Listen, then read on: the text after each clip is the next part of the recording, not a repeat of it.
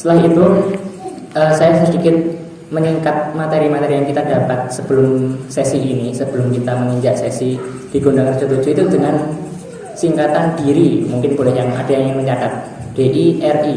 Jadi D-nya itu dedikasi, I-nya itu integritas, R-nya itu rendah hati, I-nya itu inovasi. Jadi DIRI. Jadi kalau mungkin kita mengikuti yang di pusat, setelah itu beberapa halaman disampaikan, saya yakin akan kesulitan. Maksudnya kesulitannya itu waktunya karena waktu terbatas. Selain itu kita juga belum semampu itu, belum belajar sebanyak itu. Oleh karena itu kita singkat, lebih mempermudah, biar istilahnya kita juga mudah, yang menerima insya Allah juga lebih mudah. Jadi DIRI, D-nya itu dedikasi. Ya ini kalau pengen yang lihat catatannya itu cuma seperti ini. Ya seperti ini, cuma segini. Insya Allah nggak lama. DIRI, D-nya itu dedikasi. Apa itu dedikasi? Dedikasi itu misalnya, boleh tanya ya, ini saya boleh tanya, Ustadz Hari itu di sini sudah berapa tahun? Sudah berapa tahun?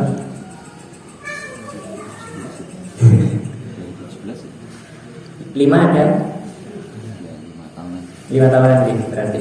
Ya sekitar 5 tahun. Berarti Ustadz Hari itu telah istilahnya memberikan dedikasinya untuk cabang Gondang Rejo 7, istilahnya menyempatkan waktu sepekan sekali di Gondang Rejo ini selama 5 tahun. Itu disebut yang namanya dedikasi begitu. Kita juga sama, kita berislam terus di majelis ini, kita dedikasinya itu apa gitu. Kita udah ngaji sejak dari dulu, kita muhasabah nih tahun baru ya. Kita tuh udah dedikasi kita ke majelis itu udah apa aja. Mas sudah infak, alhamdulillah. Mas sudah pondok, alhamdulillah. Sudah anak yatim, alhamdulillah gitu. Yang lain, misalnya sudah parkir, sudah satgas, sudah bankom. Nah ini yang jadi pertanyaan. Yang belum itu kita kasih label ke diri kita sendiri, kan kita nggak ada yang tahu ya. Jadi kita sendiri kita tulis PR gitu. Kita harus ikut, kita harus punya dedikasi untuk majelis kita, untuk Islam itu apa aja. Ya, jadi kita pikirkan diri kita itu memberi dedikasi.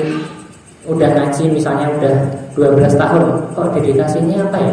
Masih ditanya begitu, masih tanya ke diri sendiri bingung menjawabnya. Berarti kita jadi PR nih, berarti dedikasinya misalnya masih kurang gitu. Ini bukan saya menjudge orang lain, tapi saya menjudge diri saya sendiri. Berarti mungkin kita masih kurang dan lain sebagainya. Jadi kita di sini tunjukkan, saya boleh enggak ya, eksperimen gitu ya. Angkat tangan. Tapi ini bukan bermaksud riya gitu ya. Maksudnya bukan bermaksud riya, itu bukan terkait mengumbar amalah dan lain sebagainya, bukan. Karena innamal a'malu binniyat wa innamal likulli imri'in ma nawa. Jadi kita itu istilahnya amalan itu setiap amalan tergantung pada niatnya. Dan setiap orang akan mendapatkan apa yang ia niatkan gitu. Nah ini misalnya yang sudah bankom lah begitu, ada nggak sekiranya pemuda dari sini mungkin? Belum. TPA.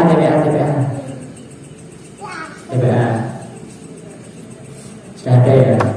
Setelah itu SAR mungkin. SAR belum. Nah dan lain sebagainya. Itu sedikit saja, sedikit pertanyaan. Nah tidak harus kita tanyain semua itu, tidak. Nah itu salah satu wujud bukti, berarti kita masih ada kesempatan. Saya tidak menyebutkannya ke hal yang lain, tapi itu kita sebut kesempatan. Jadi masih ada banyak kesempatan. Tadi bankom belum, SAR belum. Nah ini yang istilahnya pengen mencari, kita memberikan dedikasi untuk misalnya majelis, untuk umat Islam, untuk agama ini itu apa, untuk Allah itu apa. Ini kan sarana yang terfasilitasi. Bayangkan orang yang di luar sana tidak ngaji begitu, mereka mempelajari Al-Quran dan Sunnah, pengen mengamalkan. Pas mengamalkan itu pengennya juga tersalurkan, tapi mau menyalurkan kemana bingung begitu ya. Alhamdulillah di MTA ini tidak. Kita udah istilahnya mempelajari Al-Quran dan Sunnah, mau mengamalkan kita juga disediakan jalur, mau berinfak juga disediakan jalan, demikian. Makanya kita patut bersyukur kita menjadi warga ngaji. Ternyata elok sekali, indah sekali. Jangan difikirkan kok lah ngaji kok berat kayak gini ya. Itu kebalik mikirnya, nanti muhasabah dan mujahadahnya nanti bisa terputar-putar nanti. Jadi kita pikirkannya ke sisi positifnya, bahwasanya boleh jadi di luar sana itu banyak yang udah paham agama tapi mau menyalurkan bingung. Nah sedangkan kita ini ladang ladangnya itu terbuka luas, tinggal kita ini mau ikut andil apa tidak gitu. Misalnya kita belum ada Bankom mungkin sebentar lagi menyusul begitu, SAR sebentar lagi mungkin menyusul, TPA masih banyak yang tidak ikut, boleh jadi ada yang tiba-tiba banyak anggota yang misalnya ikut andil. Karena TPA itu tidak harus di majelis saja. Kan kemarin juga sempat acara TPA itu kebanyakan alhamdulillah warga kita itu TPA-nya itu dari mesin-mesin umum juga. Bahkan kemarin sempat bertemu dari perwakilan Pacitan yang maju lomba Al-Husna di pusat yang kemarin itu. Kebanyakan yang juara kan kemarin kan kita dengar ya, Pacitan itu sering sekali disebutkan. Juara ini Pacitan, juara Pacitan. Ternyata pas saya ngobrol-ngobrol dan beliaunya menyampaikan menjelaskan, ternyata juga TPA-nya itu kebanyakan yang bahkan yang maju lomba, santrinya itu kebanyakan yang bukan warga ngaji, orang tuanya umum. Namun istilahnya santrinya juga berprestasi bagus. Orang tuanya itu sampai diajak ke ponpes juga untuk Al-Husna. Insya Allah jadi dakwah gitu, melihat ponpes yang indah, megah dan lain sebagainya. Boleh jadi nanti santrinya yang juara meneruskan di pondok dan sebagainya. Sampai kendaraannya itu berapa saya agak lupa, soalnya nggak dicatat. Jadi kendaraannya itu berapa untuk wali santri dan ustadz-ustadznya dan santri-santrinya. Dan itu istilahnya yang maju itu malah 80% atau istilahnya lebih banyak gitu yang non warga gitu kan. Itulah indahnya gitu. Ternyata dakwah itu tidak begitu sulit, dakwah itu tidak begitu istilahnya rumit begitu. Dakwah itu bisa hal-hal yang demikian begitu. Jangan istilahnya kita berpikir hal yang terlalu wah begitu. Kita pikirkan hal yang sederhana saja yang terlihat gitu. Nah itu dedikasi. Setelah itu integritas. Integritas itu bahasanya sebenarnya sulit sih, tapi memang kemarin bahasanya itu seperti ini. Jadi integritas itu kalau dapat dikatakan kita itu nggak perlu disuruh udah tahu, nggak perlu dibilang ini udah gerak, itu namanya integritas, peka. Dan integritas ini juga terkait dengan kesungguhan, mujahadah, jahadul, sungguh-sungguh begitu. Jadi ini sungguh-sungguh. Kalau kita istilahnya sudah punya dedikasi di bidangnya masing-masing, saya yakin istilahnya tidak semua itu cocok dengan bidang-bidang semuanya. Itu pasti ada yang punya kelebihan atau punya passion, punya bakat atau punya hobi di bagian tertentu. Yang suka anak-anak ya di TPA, yang suka action nyata gitu, yang suka menolong orang lain ya di SAR misalnya. Terus yang suka dengan alat-alat komunikasi dan teknologi di Bankom. Nah itu kan sesuai passion atau sesuai hobi, sesuai bakatnya masing-masing. Nah itu kita setelah ada dedikasi itu harus ada integritas. Kita itu harus peka gitu. Misalnya ada yang istilahnya kekurangan membutuhkan parkir, ya kita nggak perlu disuruh, kalau bisa kita yang nanya. Karena kebanyakan di majelis kita itu kalau istilahnya diberi list itu nggak ada yang ngelis misalnya, ngajak tapi nggak ada yang respon misalnya. Itu mereka benar-benar saya menyaksikan sendiri loh, sebuah acara besar begitu dengan orang-orang yang terbatas karena istilahnya ketika membuat list atau membuat ajakan itu nggak ada yang masuk, nggak ada yang ngelis, cuma beberapa. Mereka benar-benar istilahnya menjadikan pekerjaan beberapa orang itu dikerjakan satu orang gitu. Itu sering ditemui bahkan di acara-acara besar, misalnya event apa gitu. Sampai panitianya itu sampai di sela-sela event itu sampai tidur gitu. Saking apanya? Saking di belakang leher itu udah panas itu, pusing gitu. Itu di majelis kita. Masya Allah orang-orang istilahnya nggak perlu disuruh, nggak perlu istilahnya tergugah sendiri gitu. Sampai demikian. Sebenarnya kan kita bisa ngajak itu tapi nggak ada yang ngelis gitu. Di Jabri nggak dibales atau mungkin ada yang ngajak tapi beralasan gitu. Nah, Mas nggak bisa ya Mas ada ini nah. Itu kita hindari, kita integritas kita itu kita tanyakan gitu. Kalau bisa ada list, ngelis nomor 1. Entah biasanya kalau di pemuda itu begitu gitu.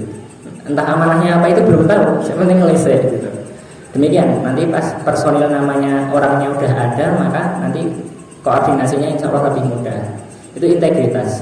Jadi tidak hanya di kegiatan-kegiatan seperti itu aja, di TPA itu juga perlu, di ngaji ini ya pengurus-pengurus itu jangan hanya menunggu pengurusnya saja yang gerak. Kita sebagai warga ngaji adalah support system. Istilahnya kita itu juga menjadi bagian-bagian yang saling menyokong gitu. Jadi mungkin ada usulan bagus, ya jangan dipendam, sampaikan gitu. Istilahnya kalau ada kegiatan apa atau ada kita punya ide yang istilahnya untuk kemajuan bersama ya, kalau bisa direalisasikan demikian. Itu disebut integritas. Nah setelah itu ada DIR kita di dedikasi, integritas, R-nya itu rendah hati. Jadi rendah hati ini penting sekali, tawadhu gitu ya. Rendah hati ini kan sangat dianjurkan.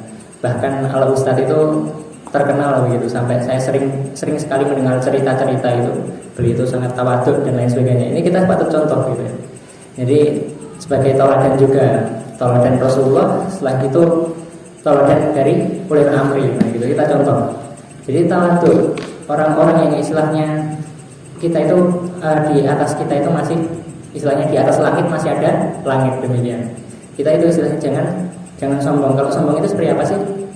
Kan sombong itu kemarin juga sempat kita singgung ya. Sombong itu adalah larangan yang besar gitu. Sombong itu al-kibru batarul haq wal ghamtunas gitu. Apa itu? Menolak kebenaran dan merendahkan manusia. Jadi istilahnya kita itu kalau sampai ada misalnya dinasehati nggak mau, entah dinasehati siapapun gitu ya. Itu padahal yang menasehati sebenarnya benar sesuai Al-Qur'an dan Sunnah. Kita menolaknya. Nah, boleh jadi kita sombong. Kita hati-hati. Jadi kita dinasehati ya kita terima, apalagi itu tidak bertentangan dengan Al-Qur'an dan Sunnah. Kita harus ada istilahnya kebiasaan yang namanya mudah memaafkan dan mudah minta maaf. Ya kalau kita salah dinasehati oleh pengurus lah dan lain sebagainya, maka kita taslim. Oh berarti kita tidak sombong, kita tawadhu. Itu salah satu wujud keanjuran yang kita haruskan. Jadi kita boleh jadi ya misalnya ketika ada orang itu dinasehati, cara menasehati yang benar itu tidak boleh di depan umum. Misalnya ada yang di sini ngapain kita langsung tegur di tempat, padahal orang-orang menyaksikan, tidak boleh. Rasulullah mengajarkan menasihati yang baik, menegur, istilahnya memberikan tawasul, saling menasihati yang baik itu 4 mata gitu ya. Misalnya ada si fulan, misalnya kasus, misalnya kalau anak remaja boncengin cewek gitu misalnya. Ya kita jangan lagi kegiatan majelis, lagi banyak santri-santri, lagi banyak jamaah, kita bilangin, kamu pacaran sih gitu. Itu namanya sudah menyalahi sunatullah, menyalahi tauladan Rasulullah gitu. Karena Rasulullah mengajarkan istilahnya kita itu menghindari menegur di depan umum karena itu dapat membuat orang itu malu. Kalau orang itu malu biasanya tidak mau, nasihat itu mental gitu. Dinasihati sebagus apapun, kalau kita buat malu dulu pasti tidak akan diterima, atau boleh jadi diterima tapi menyakiti hatinya. Kan al-muslimu man salima muslimuna min lisanihi wa yadihi. Muslim sejati itu ialah muslim yang lain tidak celaka dari tangan dan lisannya. Kita itu juga menjaga. Dan di yang lain, muslim itu haram darahnya, haram kehormatannya, demikian. Jadi kalau nasihati orang itu jangan di grup. Nah ini kan zamannya grup ya, WA gitu. Ada orang gini dinasihati, dikeluarin ayat, dikeluarin hadis di grup, tapi jangan, kan ada yang namanya istilah japri, istilahnya WA pribadi. Ya kita WA pribadi gitu. Mas gini jangan, nggak boleh kayak gitu, kalau dalam Islam itu gini. Nah itu pasti lebih mudah diterima. Oh ya mas, terima kasih atas nasihatnya, alhamdulillah masih punya saudara yang peduli. Bayangkan coba kalau dinasihati di depan umum, si fulan gini itu nggak benar. Nah itu sama saja kalau dalam perkataan atau makolahnya itu menasihati orang di muka umum itu sama saja adalah cara tidak jujur untuk memuji diri sendiri. Nah ini kan parah sekali. Jadi kan kita nggak mungkin ya nagih utang orang di pasar gitu. Woi, utangmu saluran gitu di pasar, kan nggak mungkin. Dan sama kayak gitu. Misalnya nggak mungkin juga kita nasihati anak kita di depan teman-temannya. Kamu itu belum mandi, bau dan lain sebagainya. Itu kan nanti boleh jadi anak kita malah malu, marah, boleh jadi benci pada kita. Jadi ternyata Rasulullah itu ngajarin menjadi suri tauladan itu udah indah sekali loh kalau diamalkan. Sedetail itu kalau bahkan dari segi tawasul bil haq wa tawasul bis sabr. Nah, kalau soal rendah hati boleh dibuka surat Al-Furqan surat ke-25 ayatnya itu 63.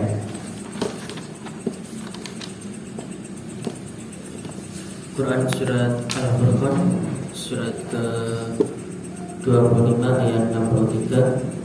وعباد الرحمن الذين يمشون على الأرض هونا وإذا خاطبهم الجاهلون قالوا سلاما.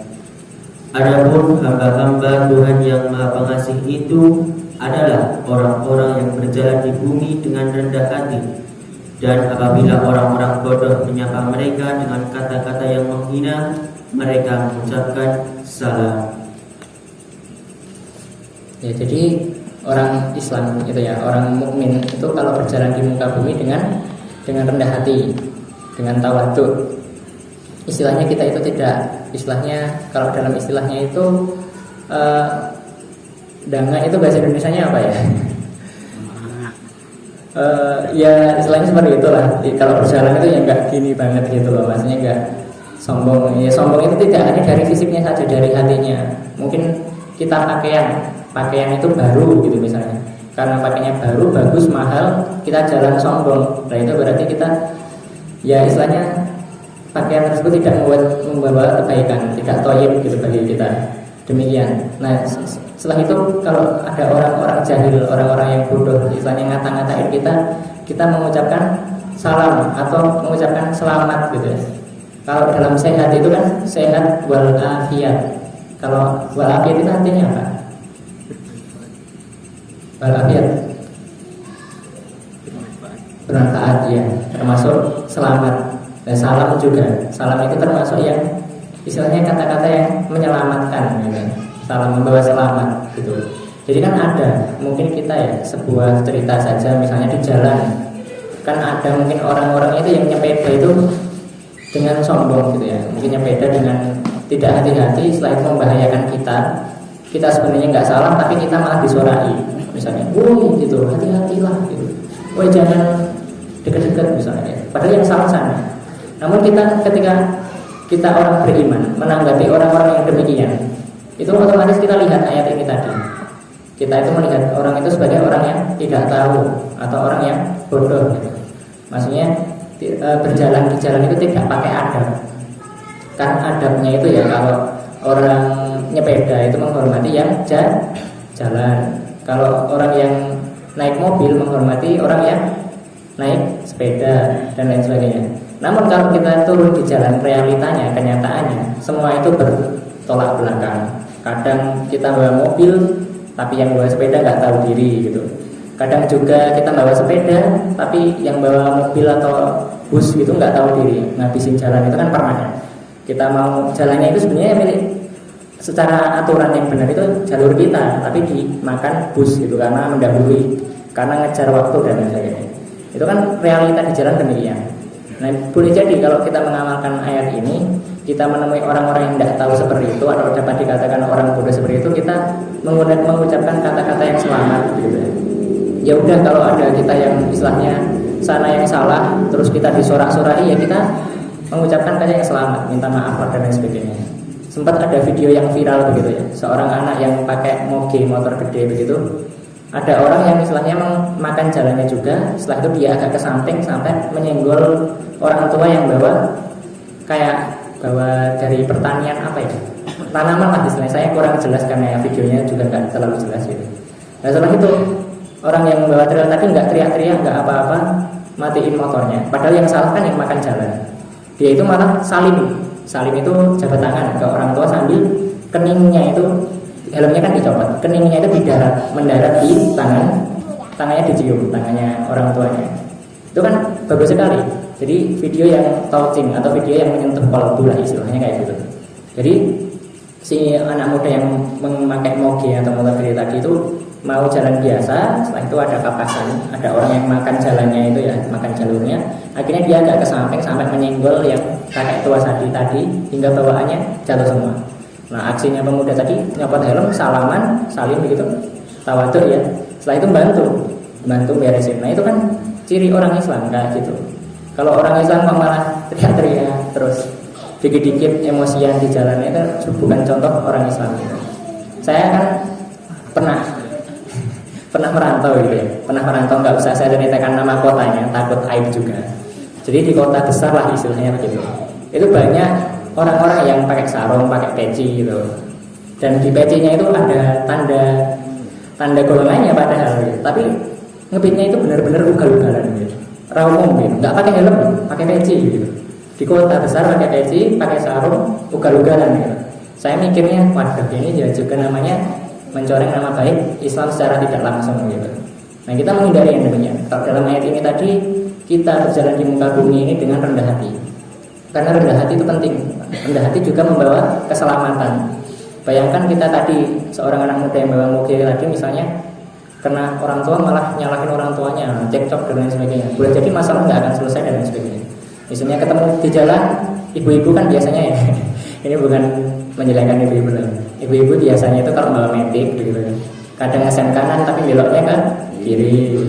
Udah sebagai kelaziman. Karena bagaimana? Saya nggak menyalahkan karena itu fitrahnya perempuan itu lebih ke perasaan. Kalau laki-laki itu lebih ke logika. Jadi soal masing-masing itu laki-laki insya Allah ngesem kanan ya belok kanan. Kalau wanita itu enggak, ngesem kanan belok kiri terus pas ketabrak pas guling begitu ya. Perasaannya tadi ngesem ke kanan deh gitu misalnya. Jadi perasaan. Kalau wanita itu lebih begitu. Nah kalau laki-laki kan lebih ke logika. Jadi soal masing-masing insya Allah bisa gitu. Nah ini kalau misalnya ketemu ibu-ibu pas ngesem kanan belok kiri kita burak gitu nabrak. Kalau orang rendah hati kan oh ya aku mohon maaf ini perlu diganti enggak misalnya kayak sampai kayak gitu. Insya Allah masalah selesai. Coba kalau saling emosi nyalahin kebetulan polisi lewat, nah ya masalah jadi panjang nggak selesai keluar duit banyak dan lain sebagainya. Karena itu rendah hati itu sangat penting ternyata. Entah itu di lingkungan contoh di lingkungan masyarakat ya. Ini dibawa juga di lingkungan majelis. Maksudnya di lingkungan majelis itu apa? Namanya orang yang rendah hati itu insya Allah kalau dinasehati mudah, ditata gampang, diatur juga taslim begitu. Itu kita patut tanamkan pada kita semua. Nah, ini termasuk yang bicara di sini diri saya pribadi itu patut sekali untuk senantiasa menjaga untuk tetap tawadhu, rendah hati. Rendah hati itu semakin baik membawa keselamatan dan lain sebagainya. Kalau dalam ayat tadi kalau ketemu orang-orang yang jahil kayak tadi, orang jahil lah contohnya banyak gitu.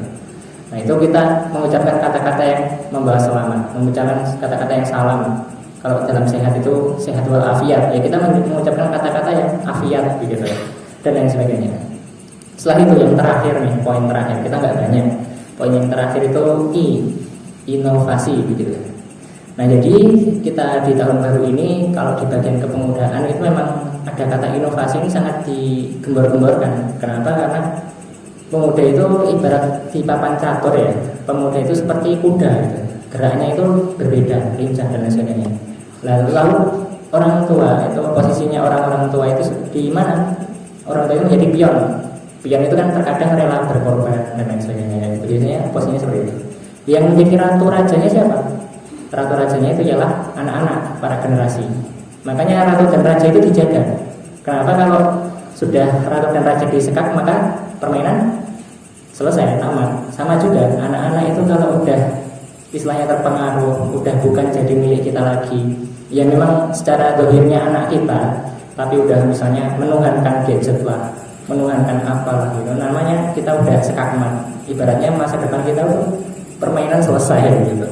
Nah ini anak muda, itu kita harus berusaha untuk senantiasa memberi inovasi. Apa sih inovasi?